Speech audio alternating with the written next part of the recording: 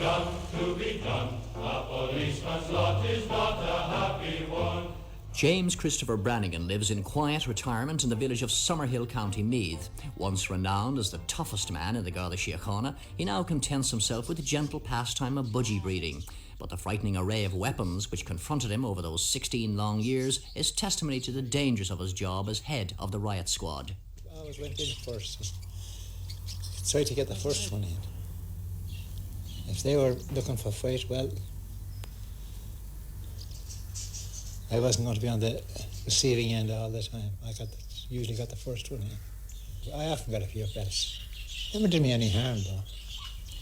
And 12 years after his retirement, he still bears the marks and scars. A large crater in his forehead because of a well-aimed bottle, and permanently discoloured shins from countless kicks delivered by everything from stiletto heels to steel-capped hobnail boots. Wounds which even today require careful monitoring by hospital staff. And those legendary black leather gloves? But I never put them on to use them. I always carried them that way. And how did you use them? Well, if you come across a crowd of fellas, you'd mention a few names, and a fella kind of put it up to you, so you give him a slap of them. Say, now you're either going or you're coming. And they knew what that meant. If they didn't go, they were coming to the station. Despite its formidable reputation, the riot squad never comprised more than 3 men, Jim Branigan and 2 others. Was he ever really scared, facing platoons of teddy boys or the aptly named animal gangs? No, I wouldn't say I was ever frightened. Now and again, when you'd go into a row, you'd be a wee bit nervous until you get going. But I was never frightened. The radio call sign of the riot squad was officially Bravo 5, but it was always called Brano 5. Jim Branigan joined the Garda Síochána in 1931. A year later, he was on the force's boxing team. By 1936, he was Leinster heavyweight champion. I lost as many as I won. No. When did it all start for you, the boxing? I had my first contest in 1932, and I joined the Guards in 31 in June, and I think it was January 32 I had my first contest. Did you win? I did. Beat an RUC. When was the worst beating you've ever had? In Leipzig in Germany in 1938. How did that work out? 9 times on the ground in 3 rounds. Long after his active boxing career, Jim was still acting as a judge and referee, but one of his fondest possessions is this cutlery set presented on his retirement by Dublin prostitutes. I was never very hard on them. The most I ever did was, when I'd come along and see them, I'd say, come on girls, get home. So if they didn't go, I'd go back to them a second time and say, now go or you're coming. But his skill with the fists was paramount and always in demand on Dublin's streets.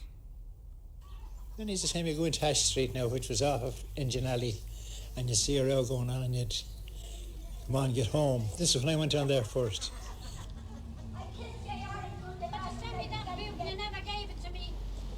No, Ma'am. No, you want to send me I will, I'll get you one yet, don't worry. How are you? How are you keeping? Great, how are yourself? Not so bad. I say he promised me a book and he never gave it to me. Really, yeah. Oh my God, everything, Mr. Branigan. Oh, right. God be with years ago. She's one of the lynches now, Agnes. I was born and reared up there. Now 75 years old, Jim Branigan takes a nostalgic stroll from his old Kevin Street headquarters, a journey he last undertook 12 years ago when he carried out his final patrol with the riot squad.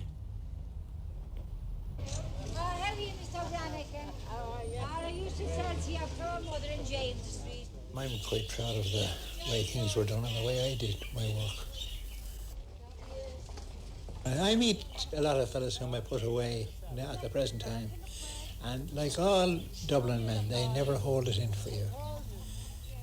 I could just safely say that if I was living in the country when I was working, if I had put away a lot of people like that, nobody would be talking to me at all or speaking to me.